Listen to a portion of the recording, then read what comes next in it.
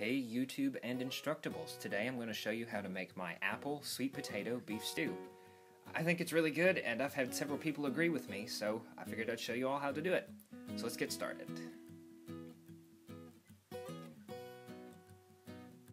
For this recipe you're going to need about 1 pound of stew meat, 2 medium sweet potatoes, 1/2 of a medium red onion, 3 cloves of garlic, 2 26-ounce boxes of beef stock, 3 tablespoons of sorghum, 2 cups of apple cider, about 1 tablespoon of flour, 1 cup of brown sugar, 3 tablespoons of extra virgin olive oil, 1.5 cups of dehydrated apples, and 2 tablespoons of chili powder, 1 tablespoon of thyme, 1 tablespoon of cumin, 1/2 teaspoon of nutmeg, 1 tablespoon of cinnamon, and a teaspoon of paprika.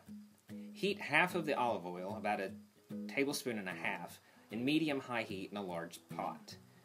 You want to add your stew meat 1 piece at a time to the oil, and once it starts cooking, leave it in the pot. Don't move it around a lot, because this is what helps get that caramelized coating, that nice brown coating on the meat. The 2 sweet potatoes and 1/2 of a red onion I left in large chunks in the stew because they tend to shrink as they go through the cooking process.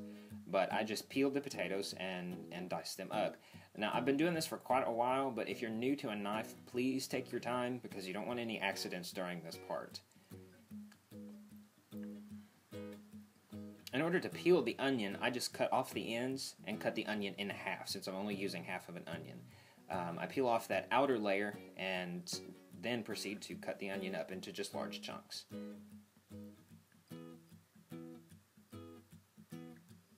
Now, you're going to want to use 3 cloves of garlic, and I use my chef's knife to do everything, and so with one really hard strike of the chef's knife, that's how I peel the garlic. But if you're uncomfortable with that, again, I would advise using a garlic peeler if you have it. Mince that up, and then you want to remove the stew meat from the pot. I put it in a bowl lined with a paper towel to drain off some of the grease.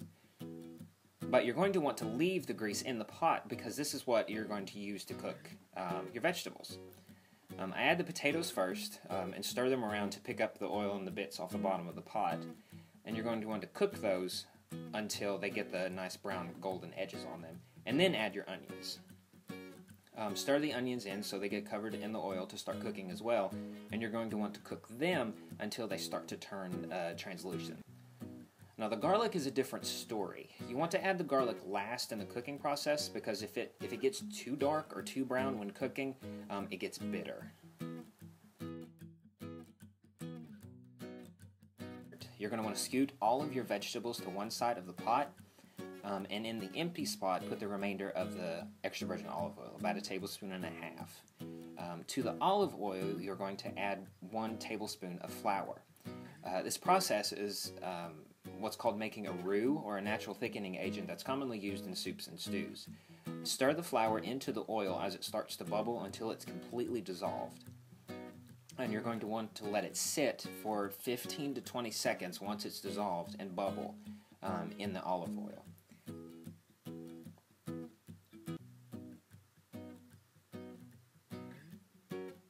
Once it's dissolved and all of the flour mixture comes to a boil, you're going to want to add about 1/3 of one of the boxes of stock.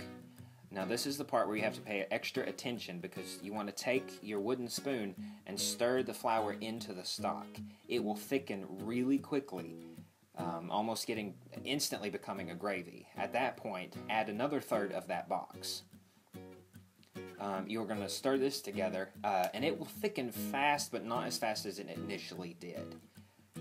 And at the point where that starts to visibly thicken, then you're going to want to pour in the remainder of the stock. From here on out, you're just mixing your ingredients, the rest of your remaining ingredients, into the base. I typically put the meat in first, add the apple cider, the brown sugar, and the sorghum.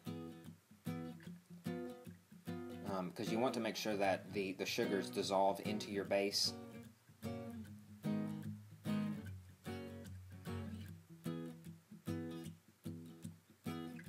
And then here I would add the spices. to let them boil and continue to cook. Now, I used whole nutmeg and ground it into the soup. You can use already ground nutmeg if you like. Should you decide to use whole, you will end up using about a third of the kernel. Now, like I said before, we're using dehydrated apples. These are apples that we grew in our orchard last year, cut up and dehydrated ourselves. You can find dehydrated apples in the snack aisle of your grocery store near the cranberries and the dried blueberries.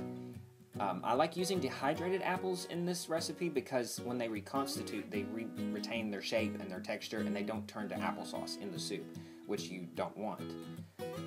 Just stir those in, and really all that remains of the cooking process is to let the apples reconstitute in your base, and just let it boil until the potatoes are fork tender, and then you're done.